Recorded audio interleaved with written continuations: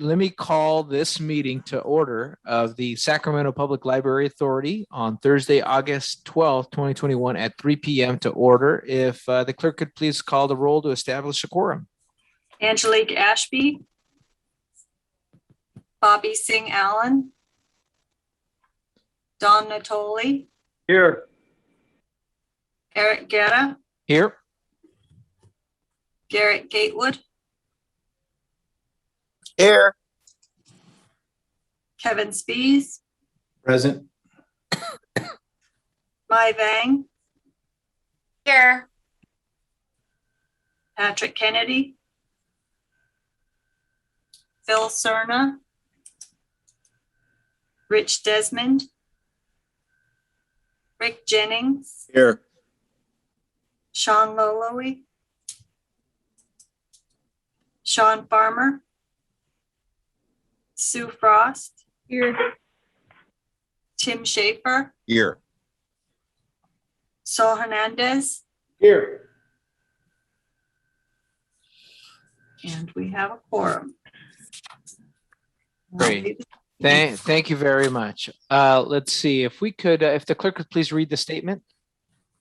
This meeting of the Sacramento Public Library Authority is cablecast live on Metro Cable 14, the local government affairs channel on the Comcast Consolidated Communications and AT&T Uverse cable system. This meeting is closed captioned and live streamed at metro14live.saccounty.net. Today's meeting will be repeated Monday, August 16th at noon on channel 14 and can also be viewed on Metro Cable 14's YouTube channel. The meeting will also be recorded via Zoom. A DVD copy will be available upon request no later than 2 weeks following today's meeting. The full agenda, including reports, is available on the library website at www.saclibrary.org. Members of the audience wishing to address the board should raise their hand in the Zoom program. Please speak clearly when addressing the board and state your name for the recording record. In progress. Comments are limited to 3 minutes so that everyone may be heard. Please also note that participation in this teleconference via telephone rather than the Zoom app may result in your telephone number being visible to the public during the live broadcast and later telecasts of this meeting. Great. Thank you very much, Madam Clerk. If everyone could please rise and join me in the Pledge of Allegiance. Salute. Pledge. I pledge allegiance to the flag of the United States of America and to the republic for which it stands, one nation, under God, indivisible, and with liberty and justice for all. Thank you, everyone. Okay, Madam Clerk, item number 2 on the agenda. I'm seeing no hands raised in public comment. Well, great. Thank you. Since there's no public comments on matters not on the agenda, then Madam Clerk, we'll go on to item number 3. Item number 3, presentations. Bobby Singh Allen is here. Great. Friends of the Sacramento Public Library. Yes, thank you. My name is David Wagner. I'm president of the Friends Investing in Sacramento Public Library. Karen could not be here today and asked me if I could take her place to give you all an update. Friends Investing is a subsidiary nonprofit for the Friends. We were specifically set up to deal with endowments, bequests, larger gifts, and to appropriately invest those gifts so that they're earning money beyond what your standard money market account will give you. We're pleased to announce that the Friends and Friends Investing are establishing a Young Readers Fund, which is an endowment that will support the public library in nurturing young readers. Earnings from the fund will go towards materials and programs supporting these readers now and provide a steady stream of income for the library in the future to continue the program. We are even more pleased to announce that the Friends Board voted to name the fund in honor of Rivka Sass. We felt this was a very appropriate way to honor her 12 years of service to the Sacramento community. And those of us who haven't had problems with long-term memory yet, If we can remember back to the state of affairs 11, 12 years ago, before RIFCA took over, there was a great deal of mistrust of the library and a concern if it could ever recover the prestige it once had in the eyes of the community. And I would say on behalf of the community, and certainly on behalf of the Friends, the answer there is yes. Where we are in the process, we're beginning to form an honorary committee. It's composed of community influencers, library lovers, bibliotech boosters. We have sent an invitation to members of the JPA to become members of the honorary committee. We thank those of you who have responded already. For those who haven't and haven't seen the invitation letter, check your office logistical support system, because it was probably sent to your office address and may not have reached you yet. A thumbs up for those who have RSVP'd already. We thank you. 2 thumbs up for those who have responded and included a donation with their response. It's a great way to kind of roll out the program. We're anticipating a more public rollout of this endowment and a campaign, probably starting mid-September.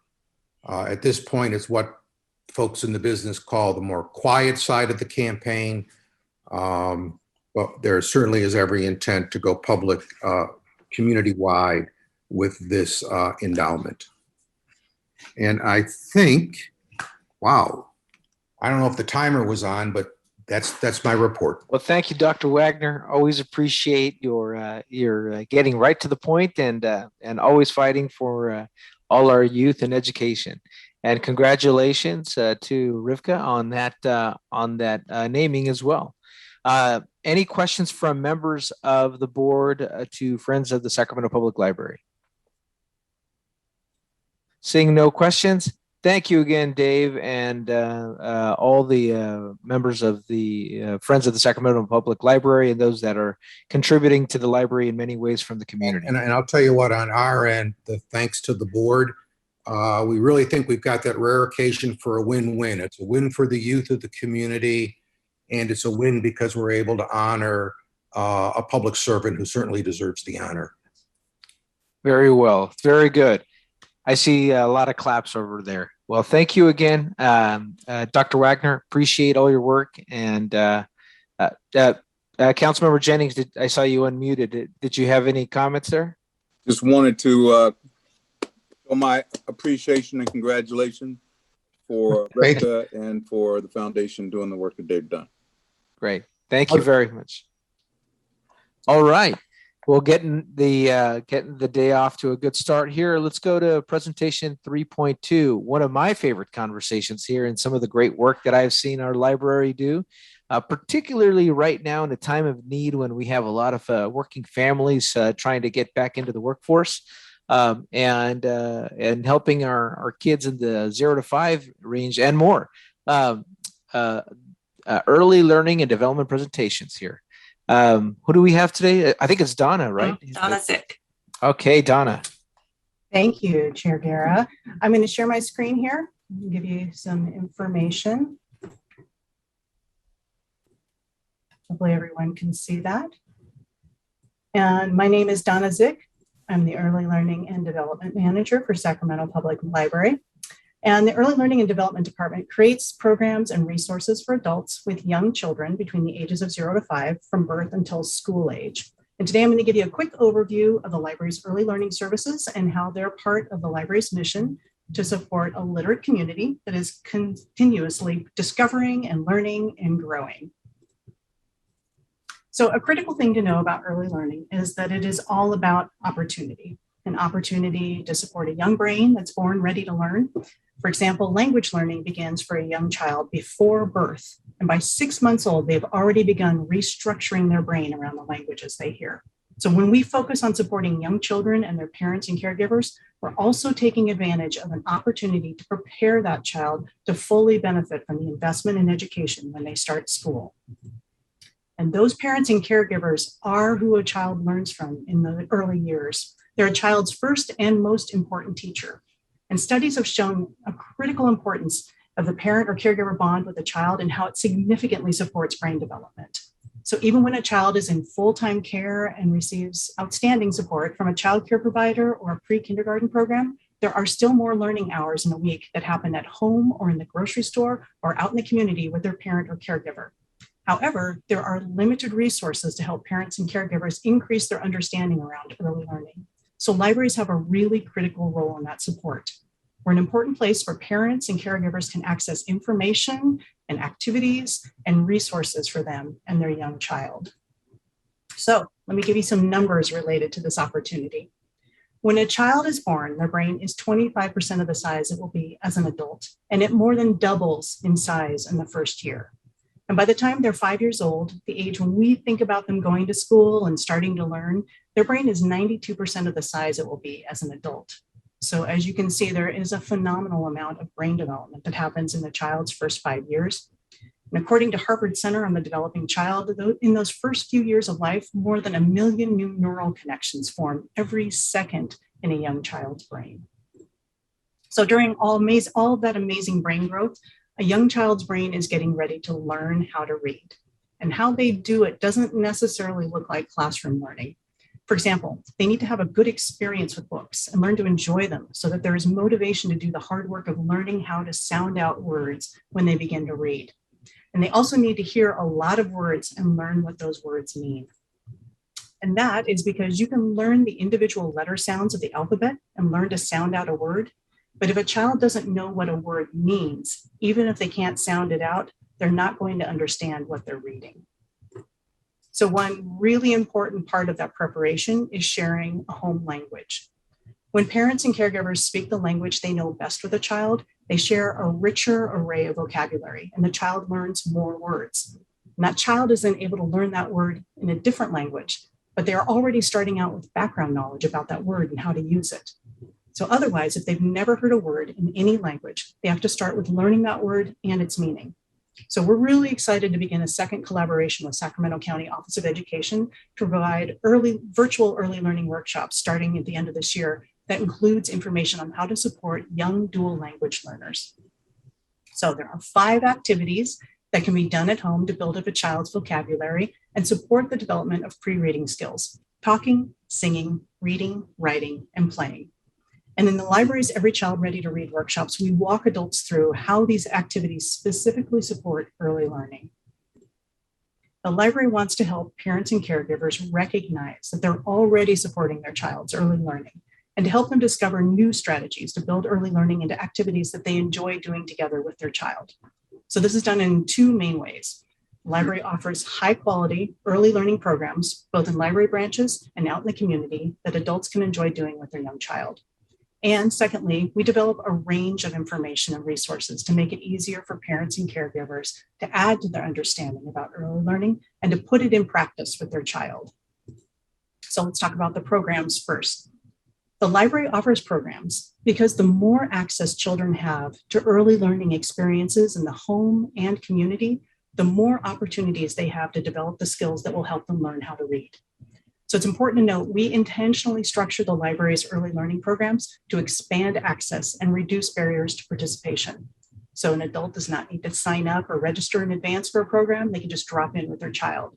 There's no income qualifications. Additionally, there's no fees to participate in any of our programs. And we have locations all over Sacramento County, which makes access even easier. So one of the main programs you probably think of with young children and the library is story time. And every element of that program is designed by our librarians to support early learning.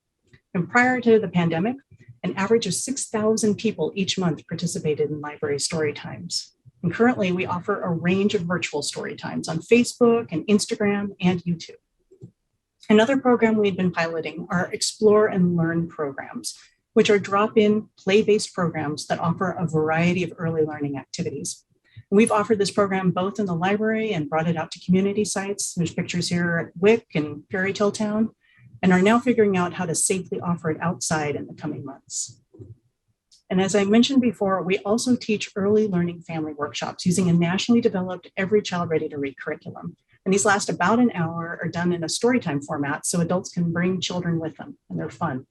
So we'll be launching another set of virtual workshops in the coming months. We also have resources for families to check out and also use online.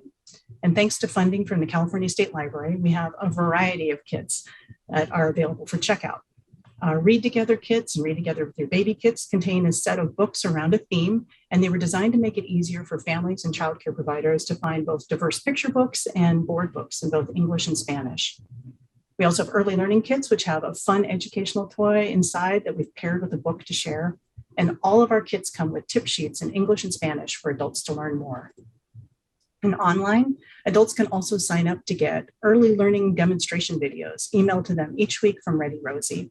And we have picture books available in a variety of ebook formats, including animated versions from BookFlix and iVox. And of course, one of the most important early learning resources is your local library and the fantastic staff that work there.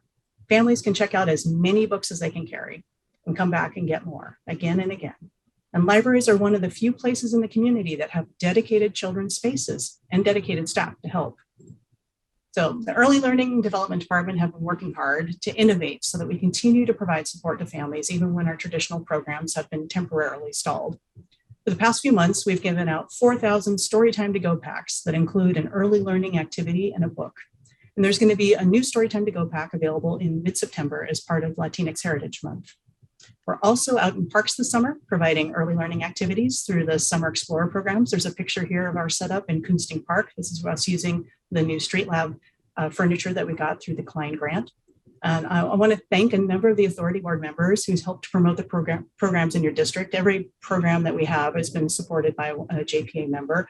Mayor Singh Allen, Supervisor Desmond, Supervisor Cerna, Councilmember Guerra, Lololi, and Vang. I understand Councilmember Lololi was out today in the park. So we've gotten great feedback from families about this program, and we're looking for funding to be able to have this out in the community more consistently. So to return back to my comment at the beginning, the opportunities around early learning are tremendous. There's so many ways the library is already helping to support families with young children, and we're always looking for new opportunities to expand this support.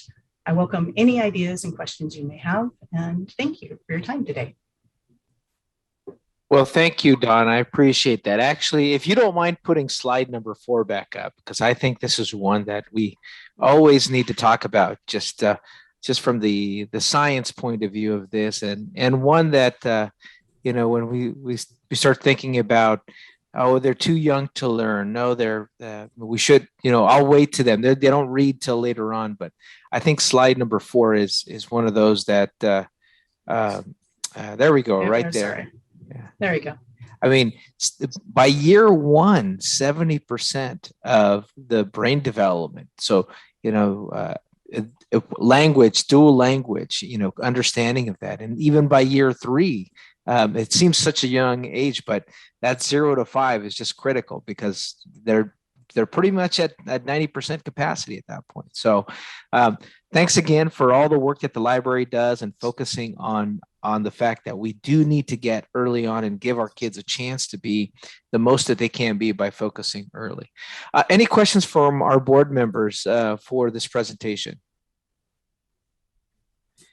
No, seeing none, I want to thank you, Donna, and everyone for this great presentation. And Madam Clerk, again, I think this is exciting work that we're doing. If you can help, support these programs. I'd like to have further conversations how I could support these pop-ups in my council district. I think that was great that you guys were down over at Camellia Basic and in an area that's far away from a library. Some of our communities have no library nearby without transportation. So thanks again. And with that, thank you, Madam Clerk. I think we're now moving on to our next item here. Item 4, closed session, conference with labor negotiators, Government Code Section 54957.6, agency designated representatives, lead negotiator Shalene Bennett, Rivka Sass, Christopher True, Kathy Crossway, and Johnny E. Employee organization, International Union of Operating Engineers, Local 39, AFL-CIO, covering all employees of the supervisory unit. And I will open the room now if we're ready. Okay, thank you. For those that are watching from the public, we're going to go into closed session here, and our clerk is going to give all our board members a notice with a little blue square to pop into the closed session room. Since we have a quorum, even in Sue's absence, I'll just take this opportunity to say that we have no reportable action from closed session. Thank you very much, Council. Appreciate your report out on that. And since we do have a quorum, I'll go ahead and ask our executive team to we'll move on to the next item. Heather, Madam Clerk. Item 5, executive team report.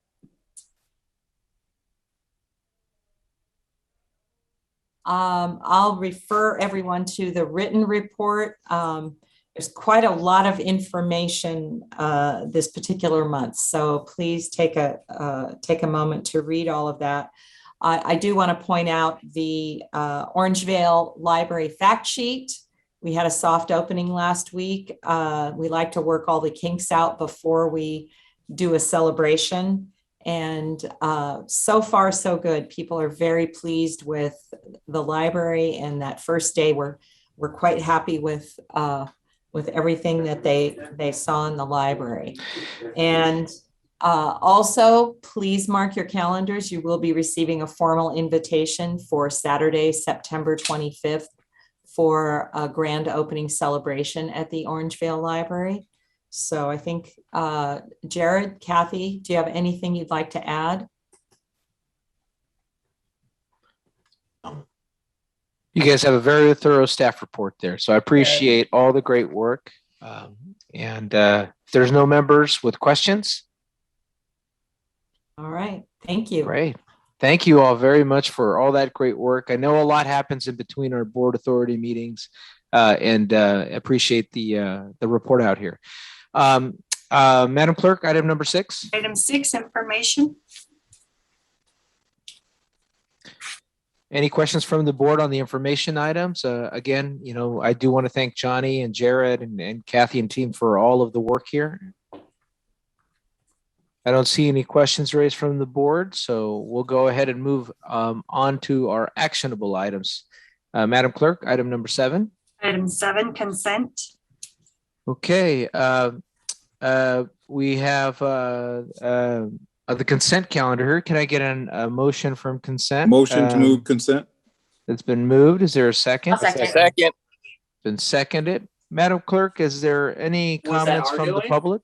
No, that was not our doing. Okay. All right, good. Chair Guerra? Okay, do you I think there's see, any need for 2 people to be out there, or can one person just handle the rest? Mr. Gatewood, I think thank you very much. Chair Guerra, Director Frost has her hand raised. I see that. Thank you very much for catching that. Director Frost, I think actually there's a very good item here that you'll have to comment on. Yeah. Go ahead.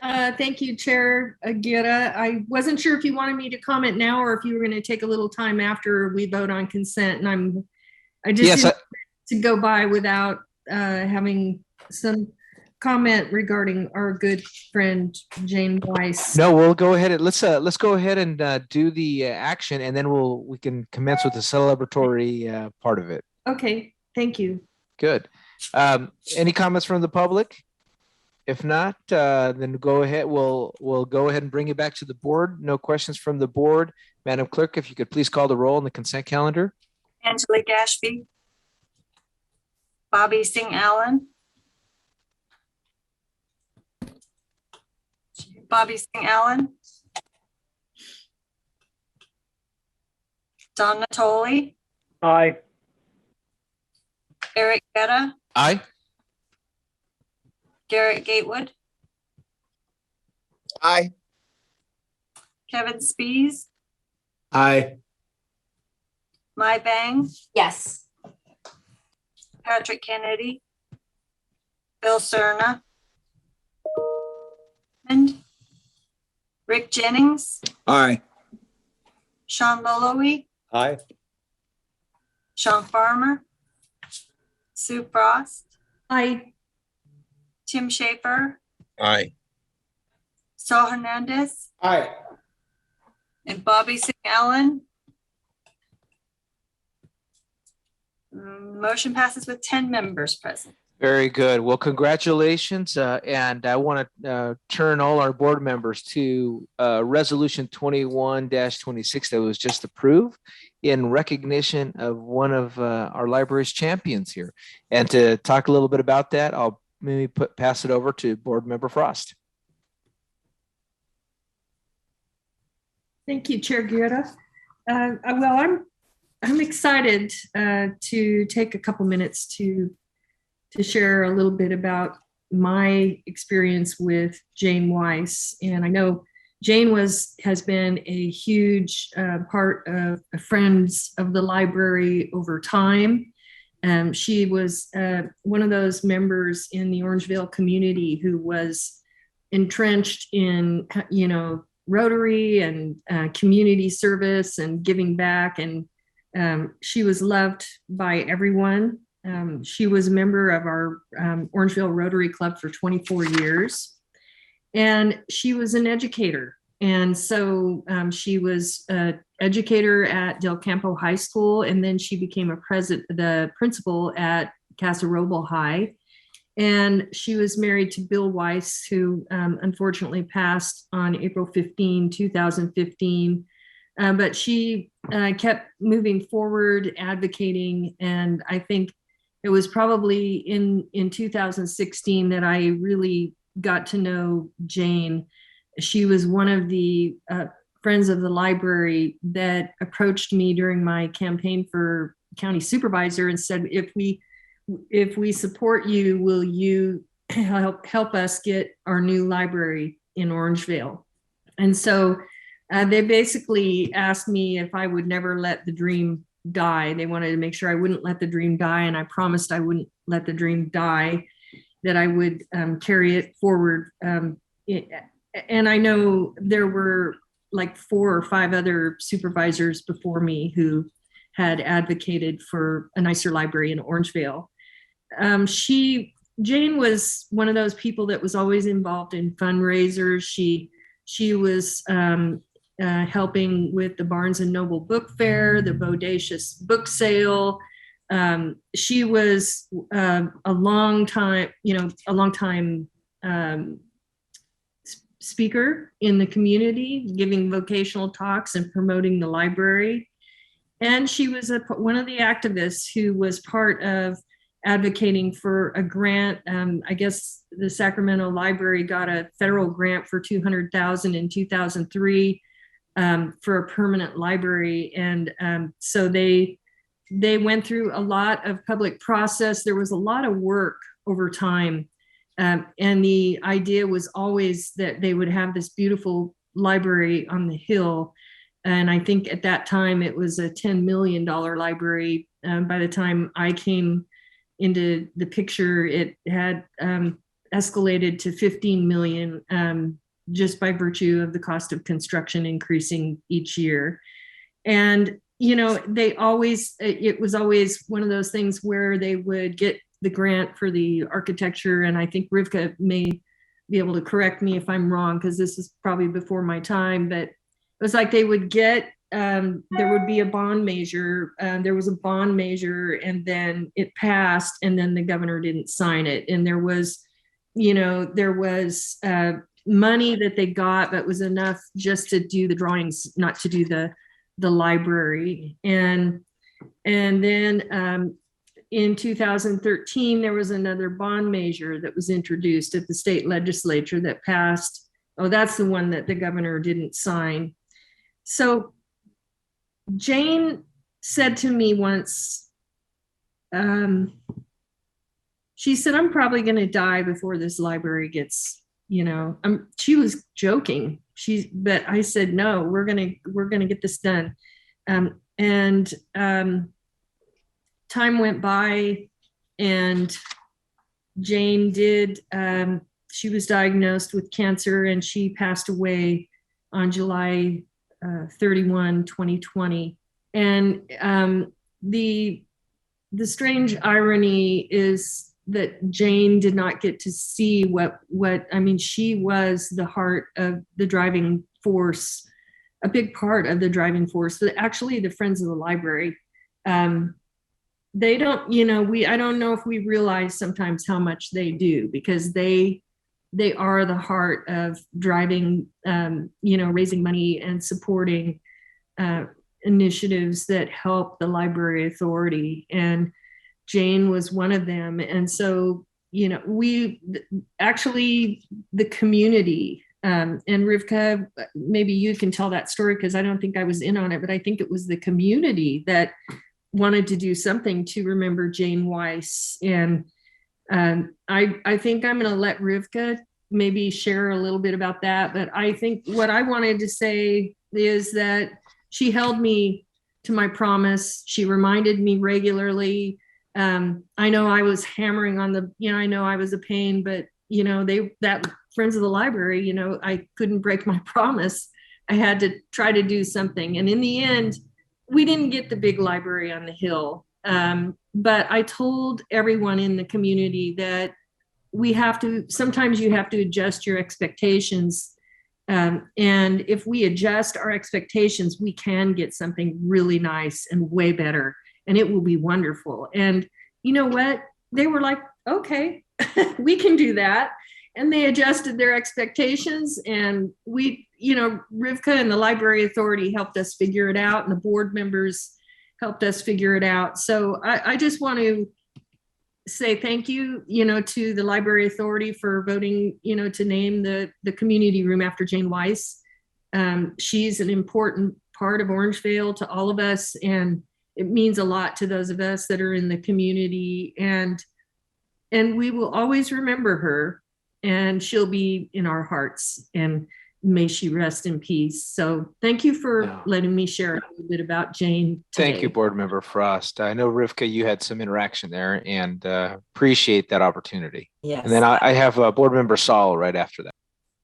I just want to add that, yes, the Friends of the Library reached out, and we had been talking with Director Frost about how do we honor Jane, because she was such a part of this. I have notes going back to my second month on the job. She came downtown and met with me about the need for an Orangevale library. It was always top of mind for her.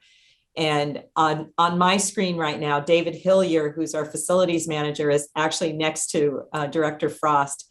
And I have to give a shout out to David, because he was there on site so much of the time to make sure that that library is beautiful. And when you see it, you'll agree. And I think honoring Jane through the naming of the community room, because as you look at her life, she was all about community. And it's the perfect win-win. So it was very easy to honor the wishes of the Friends of the Library by naming the room for her. And I think it will be valued by the community for a very, very long time to come. So thank you. No, thank you very much, Director Sauce. Board Member Hernandez.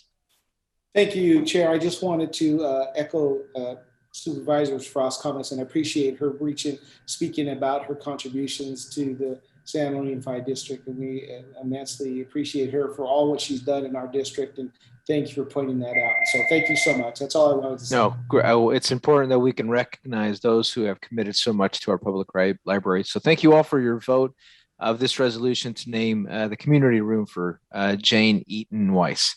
And I'm sure we'll have more work in the Orangevale Library to come. So great. Okay. Well, thank you, Madam Clerk. Our next item on the agenda here.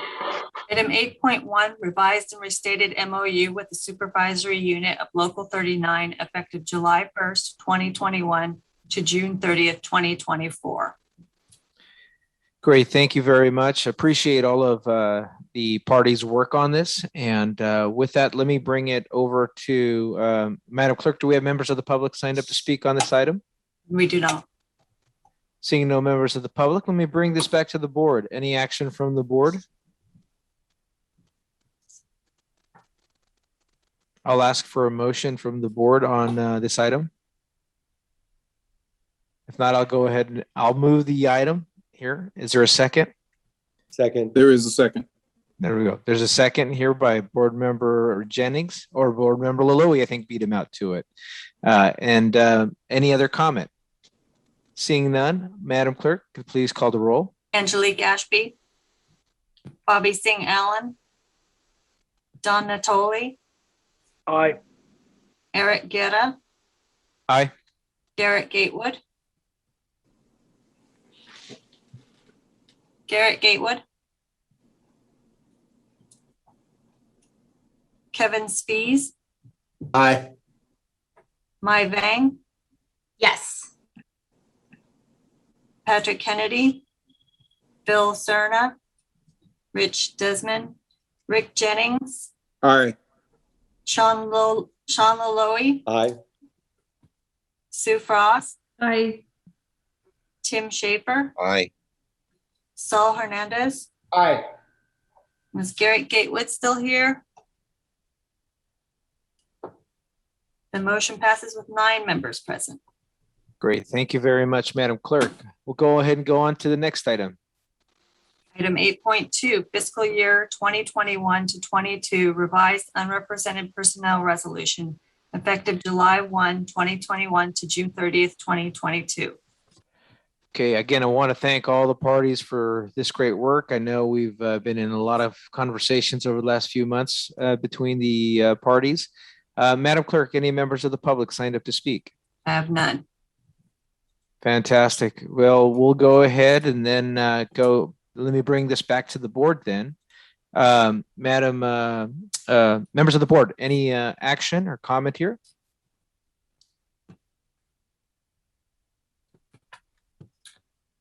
I'll ask for a motion.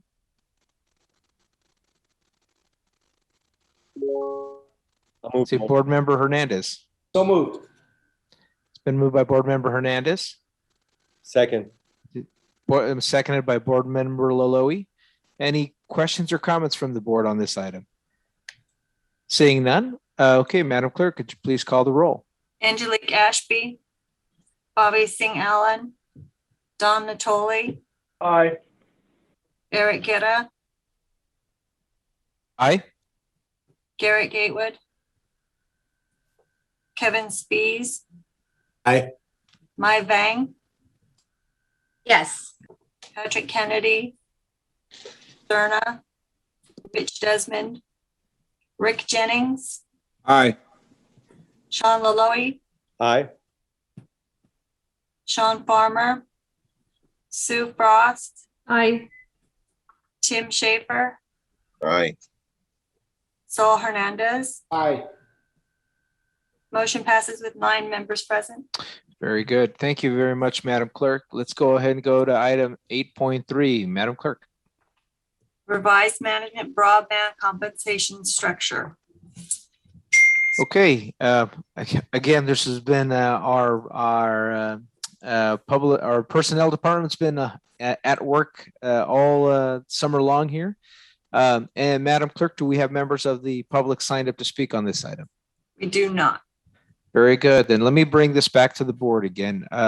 Members of the board, any comments or an action?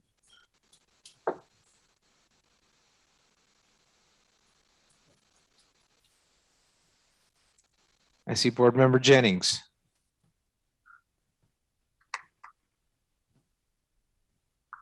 Oh, no. Oh, his mute's off. Let me go to Board Member Laloe over here.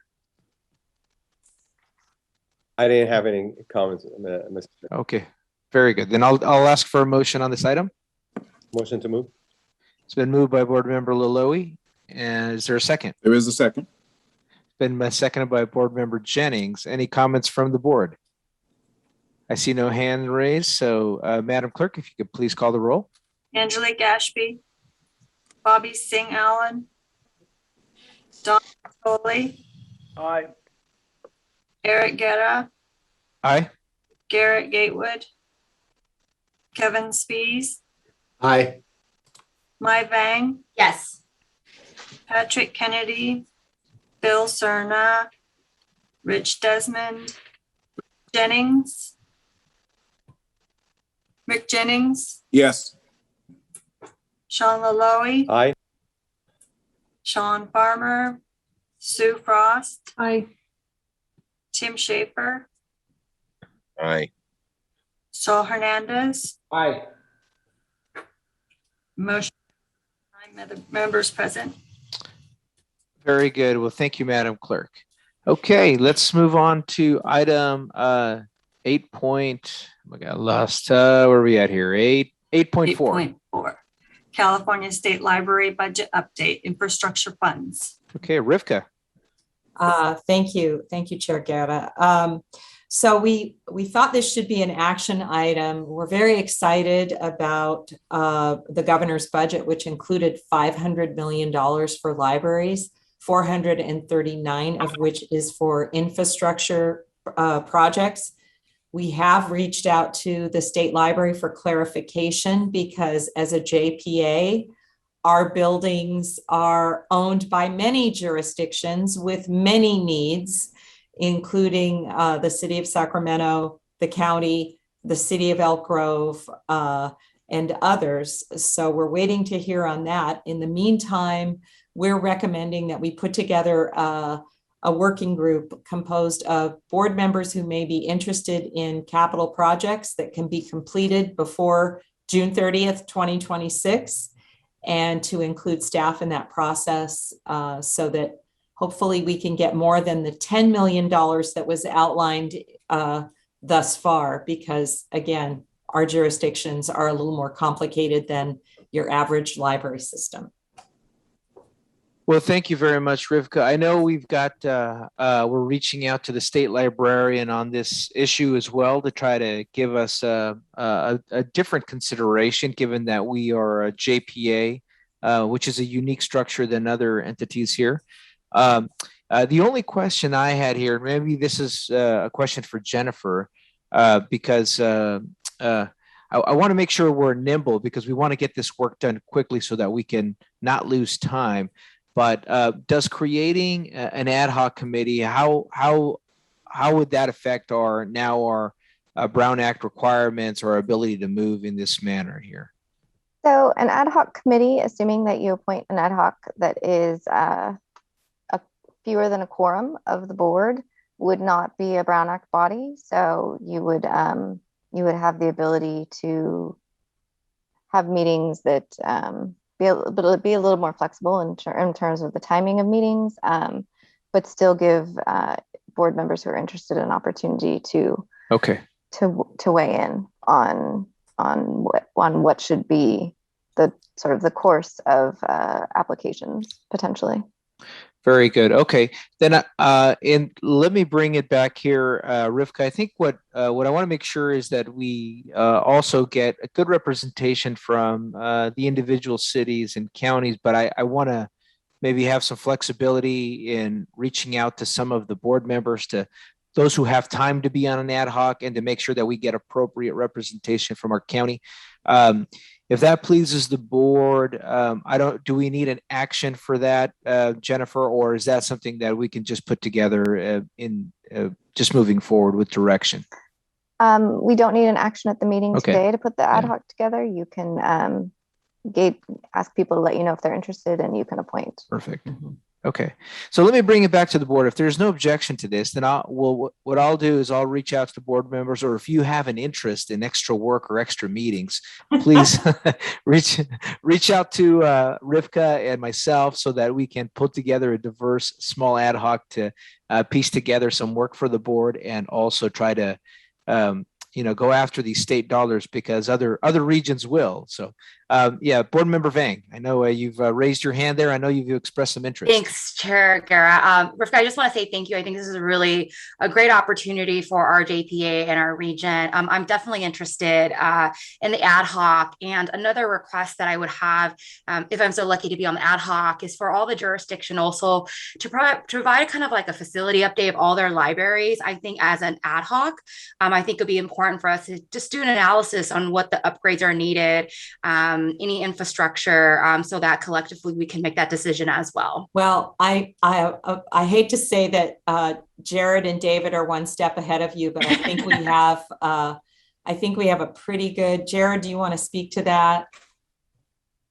Yeah, so we have some internal work that we've been doing to actually do assessments of our building and what's needed. And we've also reached out to the respective jurisdictions as well. That's great. So we have very good ideas on what needs to be done and what the highest priorities are out of the system. of which everything is high priority. Right.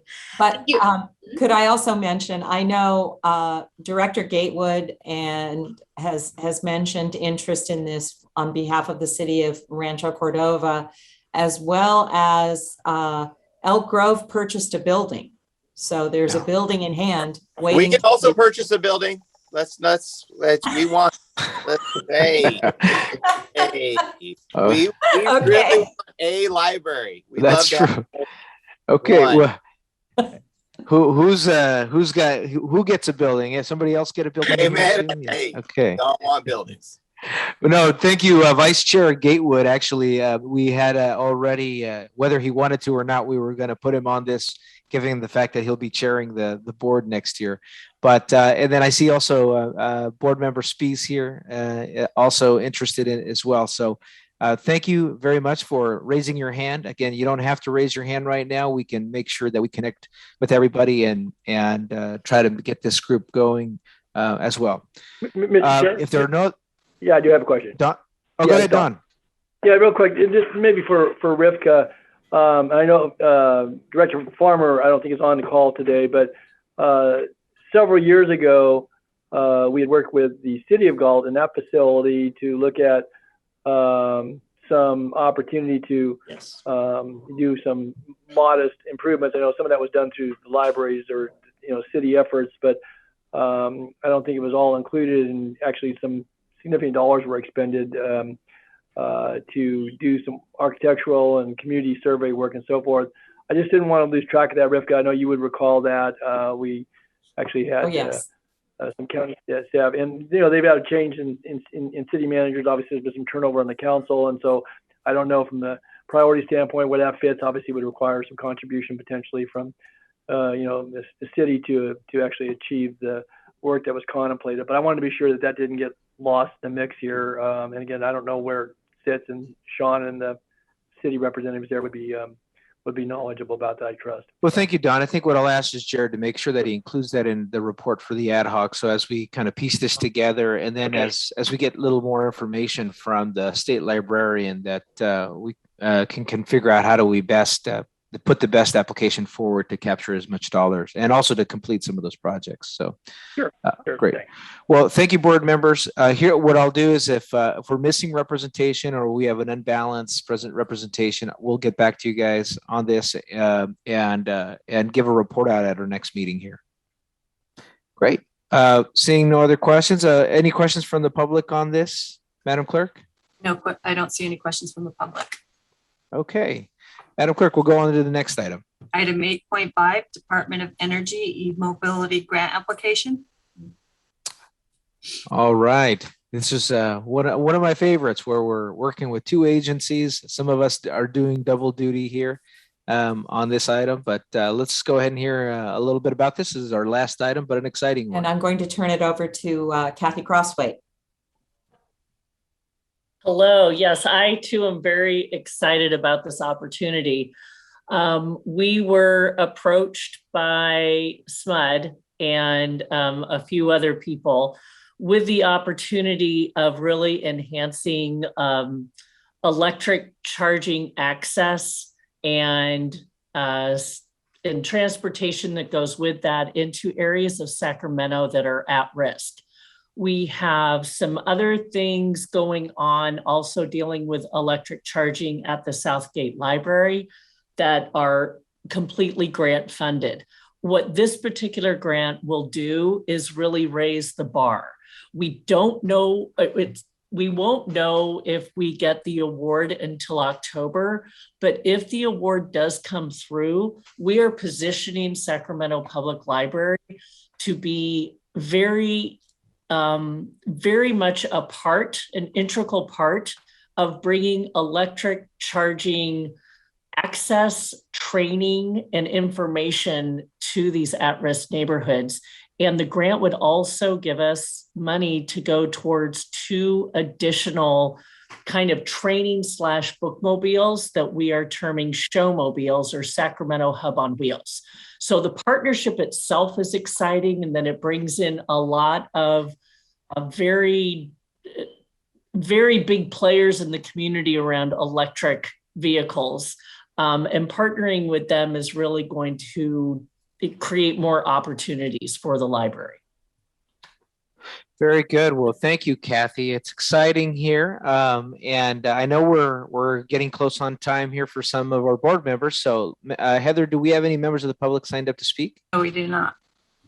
Great. Well, then let me bring it back to the board. And let me just say with this that we are in a federal non-attainment zone where that if we don't meet our air quality standards, we could lose as a region transportation dollars. So this is one example where the public library not only is acting in the best of our public health, given today's poor air that's outside, but also in an effort to make sure that we don't lose our federal transportation dollars by helping us improve our air quality as well. So win-win all around. And with that, let me bring it back to the board for an action.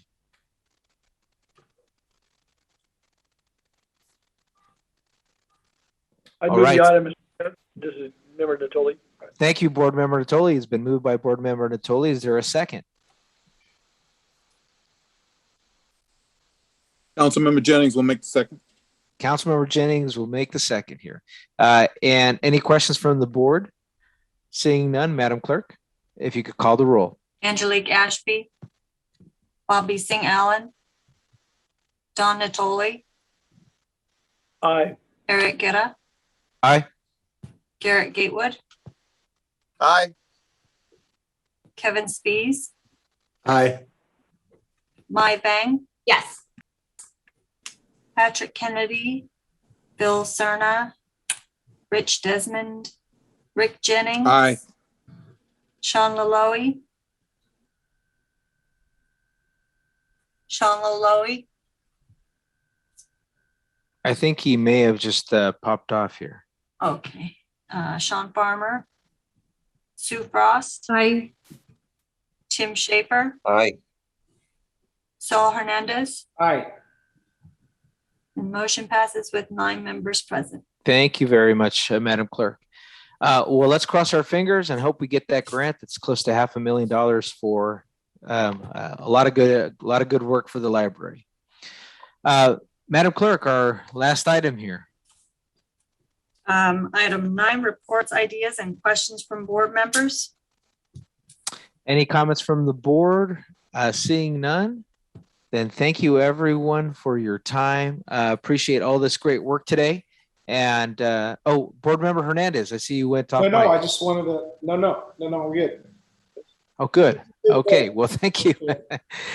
Well, thank you everyone for all your time in a very productive meeting. We got a lot done today in a course of an hour and a lot of both recognitions and actually putting more work on our plate too.